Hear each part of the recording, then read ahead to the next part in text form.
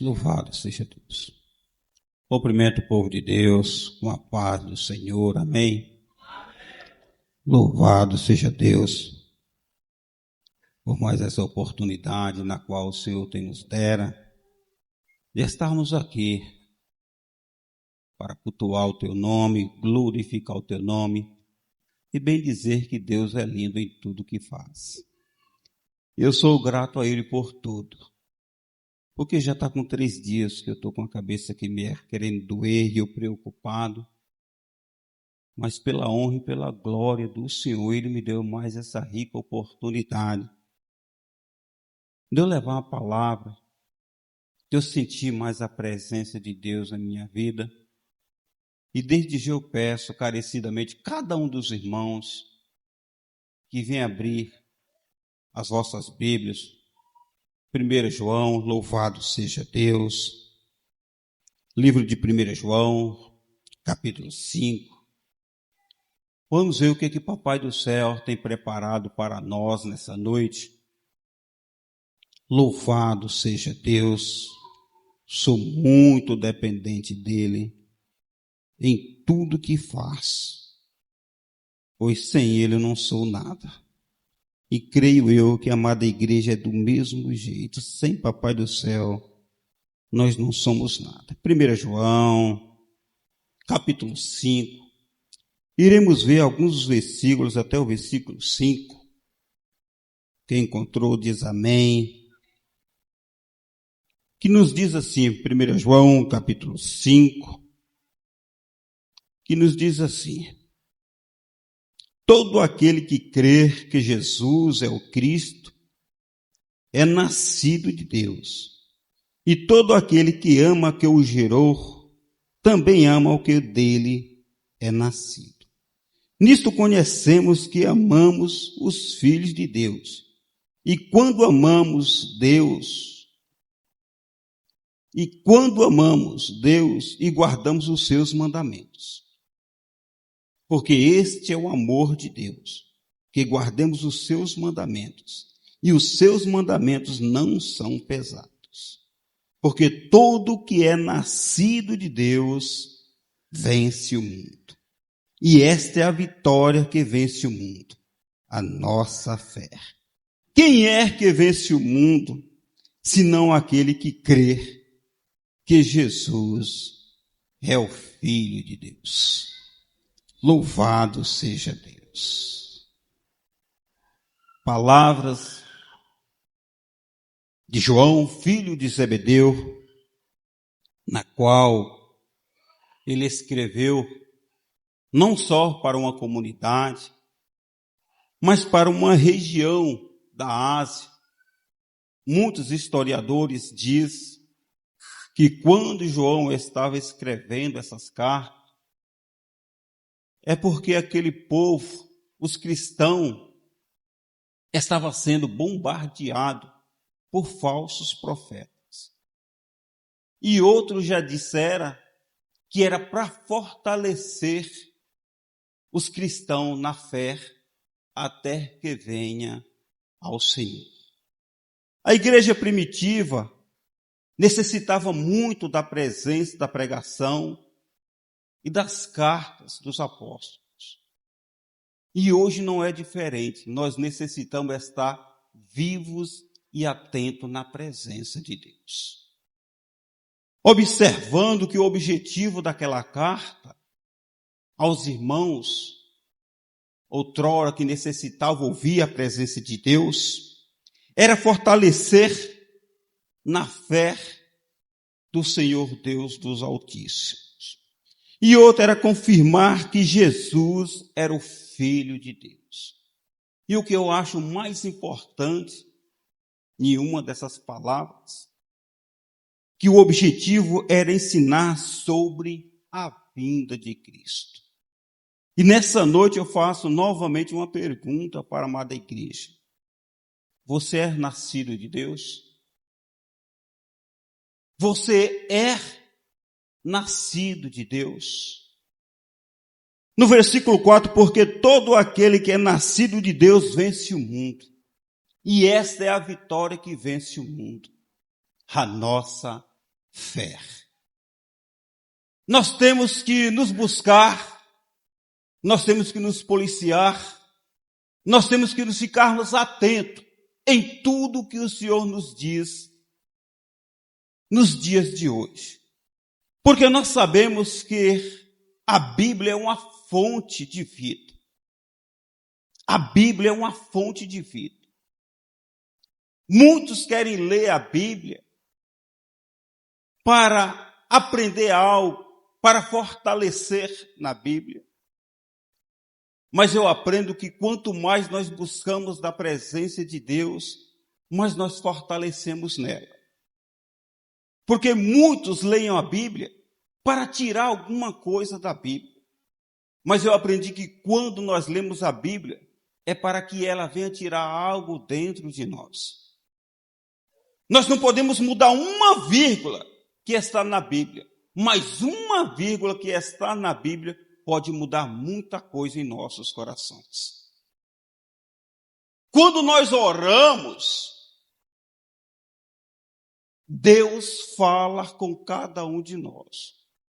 Quando nós oramos, Deus está ouvindo a oração dos santos. E quando você está lendo a Bíblia, Deus está falando contigo. Muitas pessoas pensam que ser cristão é só apenas ir para a igreja ou fazer boas obras ou ter uma religião e depois pode fazer o que bem quiser da sua vida. Mas Jesus está nos ensinando aqui algo mais profundo. Nós temos que nascer de novo. Nós temos que nascer de novo. Porque quando nós nascemos de novo, quando nós nascemos em Cristo, como no versículo 4 diz, porque todo que é nascido de Deus vence o mundo. Mas o que é que vence o mundo? A nossa fé. Isso significa que não é uma mera mudança por fora externa, mas nós temos que mudar por dentro. Nós temos que transformar por dentro, mudando de pouco a pouco, porque a mudança faz gerar a fé. Porque a convenção é para tirar o homem do mundo. E a transformação é para tirar o pecado do homem. E agora, novamente, eu pergunto, você é nascido de Deus? Em João 3, quando Nicodemos foi até Cristo, ele foi à noite, mas foi até Cristo. Ele sentia a necessidade de falar com Cristo. E ele chega até Cristo e diz, Rabi, bem sabemos. Ele fala na primeira pessoa do plural, bem sabemos. Não era só ele, mas ele falava que os outros sabiam também. Bem sabemos que tu és Cristo vindo de Deus. Porque ninguém pode fazer tais coisas que tu faz se Deus não for com ele. Nesse momento, Nicodemos ainda não sabia qual era o real significado de nascer de novo. E Jesus abre a sua boca e diz, na verdade eu te digo, aquele que não nascer de novo, não pode ver o reino de Deus. Nicodemos conhecia as coisas da carne. Ele era um homem religioso, um homem que conhecia as leis. Mas a palavra do Senhor nos diz que ele ainda necessitava nascer de novo.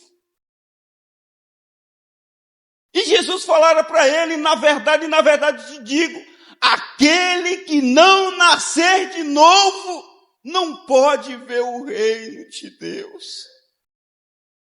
E ele ainda carnalmente pensando, mas como um homem pode tornar novamente nascer sendo velho? Será que pode tornar a entrar no ventre da mãe e nascer? Nicodemo ainda estava perdido. Ele não sabia das coisas espirituais, das coisas que vêm do alto. E Jesus novamente abre a sua boca, falando palavras para que Nicodemos pudesse abrir os seus olhos, cair aquela escama que estava sobre os seus olhos. E novamente ele diz, na verdade te digo, aquele que não nascer da água e do Espírito, não pode ver o reino de Deus. O que é nascido da carne é carne, mas o que é nascido do Espírito é Espírito. E novamente eu pergunto para a amada igreja, você é nascido de Deus? Você já teve realmente um encontro com Deus? Você já entregou o seu coração realmente para o Senhor? Vivemos num mundo com grandes diversidades de crenças e religiões. O mundo está infectado de crenças e religiões no século 21. Mas a palavra do Senhor ainda nos diz que só há um único Deus. Em João capítulo 14, verso 6, ele diz, eu sou o caminho e a verdade e a vida.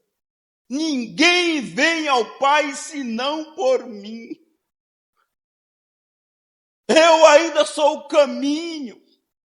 Eu ainda sou a verdade e a vida. Mateus 7,13. O Senhor diz, entrai pela porta estreita, porque larga é a porta e espaçoso o caminho que conduz à perdição. Não é só um, nem dois, mas é muitos e muitos que entram por elas. E estreita é a porta, e apertado o caminho que conduz à vida. E são poucos que entram por ela. Muitos querem entrar na presença de Deus de qualquer forma. Muitos querem trilhar no caminho de Deus de qualquer forma. E o Senhor está nos dizendo nessa noite que Ele ainda é o mesmo. A porta não teve reforma. A porta ainda é estreita. Muitos não querem largar o vício, a prostituição, a droga. Quer vir de qualquer maneira na presença do Senhor. Mas Ele está nos dizendo nessa noite, eu sou o caminho e a verdade e a vida. Ninguém vem ao Pai senão por mim. A nossa fé, irmãos, tem que ser genuína e firme na presença de Deus, na presença de Cristo. Em Hebreus capítulo 11, verso 1, diz, ora a fé é o firme fundamento das coisas que se esperam e a prova das coisas que se não veem. Novamente eu falo, sem fé é impossível agradar a Deus. Porque em fé em Cristo tem algumas implicações. É confiar, é depender, é aceitar e envolver no ministério de Cristo. Você crê no Senhor? Você confia no Senhor? Você faz as vontades do Senhor? porque todos que praticam essas coisas vão descansar em Deus. Porque a fé está ligada com Cristo. E se você tem fé em Cristo, você confia nele. Lembraste em Lucas 7 o centurião de Cafarnaum? Eu acho muito linda essa história, na qual era um homem honrado, um homem de muitas posses, um homem que tinha conhecimento, um homem que tinha pessoas que trabalhavam para ele. Mas aqui nos diz que tinha um homem que era o servo dele, que estava enfermo, que estava à beira da morte. E ele, sabendo que Jesus estava passando por ali, ele pediu para alguns anciões ir atrás de Cristo, para que Cristo viesse até a sua casa e curasse o teu servo, que ele muito estimava. E Cristo, ouvindo aqueles anciões, que aquele centurião mandou ir à sua busca, Cristo começou a ir. E ele, sabendo, aquele centurião, sabendo que Cristo estava indo na sua casa, ele mandou outros dizendo: Senhor, eu não sou digno que entre debaixo do meu telhado. Eu não sou digno que entre debaixo do meu telhado. E nem me julgues de ir ter contigo. Mas basta uma palavra. Olha a confiança desse homem. Mas basta uma palavra. E o meu criado sarará. Porque eu também sou homem sujeito à autoridade. Eu tenho soldado ao meu dispor. Se eu falo com ele, vai, ele vai. Se eu falo com ele, vem, ele vem. Se eu falo com ele, faz isso, ele faz.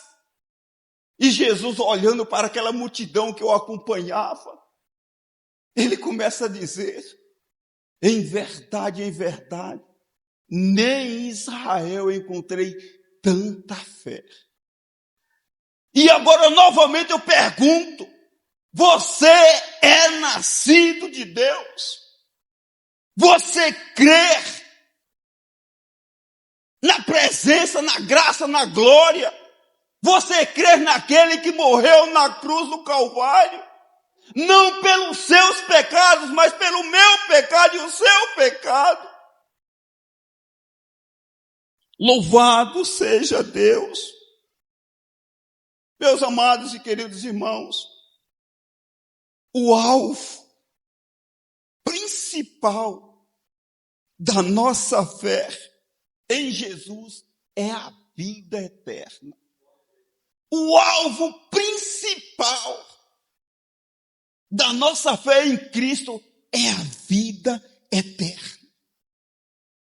Em João capítulo 3, verso 16, o Senhor nos diz: porque Deus amou o mundo de tal maneira que deu o seu Filho unigênito para que todo aquele que nele crê não pereça, mas tenha a vida eterna. O alvo da nossa fé, irmãos, não é para ficar aqui nessa terra, não.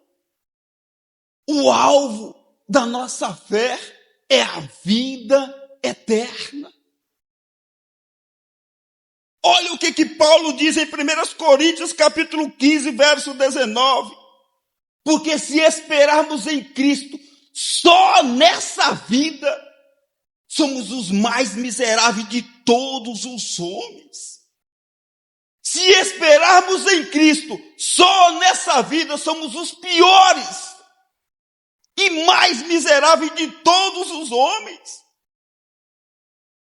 Quando Davi caiu em tentação, em pecado, Salmo 51, todos sabem, o medo de Davi naquele momento, quando ele disse: Senhor, não aparte de mim a tua presença e não retire de mim o teu espírito.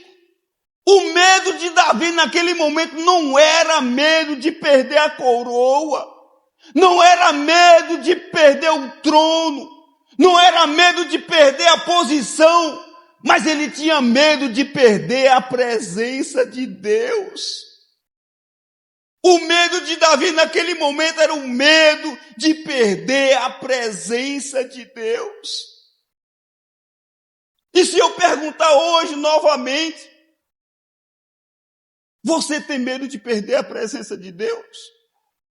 Você é nascido de Deus. Você verdadeiramente é transformado na presença de Deus.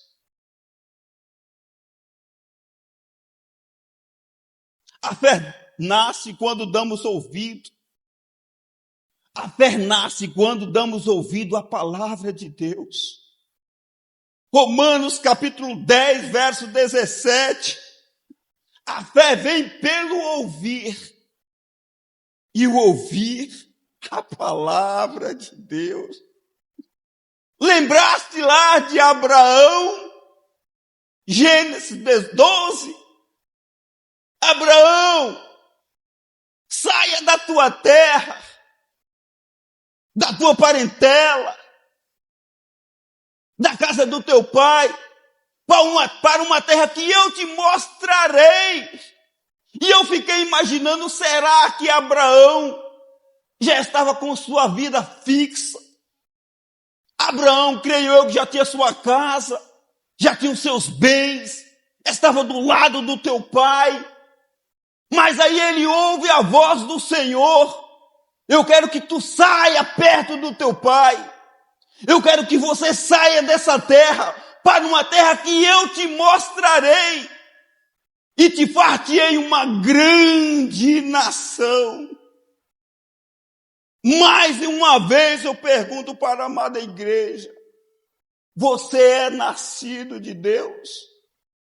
Você é transformado na presença do Senhor? Nós já se transformamos realmente na presença de Deus? Se hoje a trombeta tocasse, fala para si mesmo, eu iria com o Senhor nessa noite? Você realmente vai fazer aquela humilhação que Davi fez? Em Salmo 51, se eu não me engano, verso 11. Senhor, não aparte de mim a tua presença e nem retire de mim o teu Espírito Santo. Que essa palavra, que a palavra errante da palavra do Senhor, dessa Bíblia que é uma fonte de vida, penetra no teu coração e que te transforma e me transforma nessa noite também, que o Espírito de Deus fala melhor no coração de cada um. Eu agradeço a minha rica oportunidade em nome de Jesus.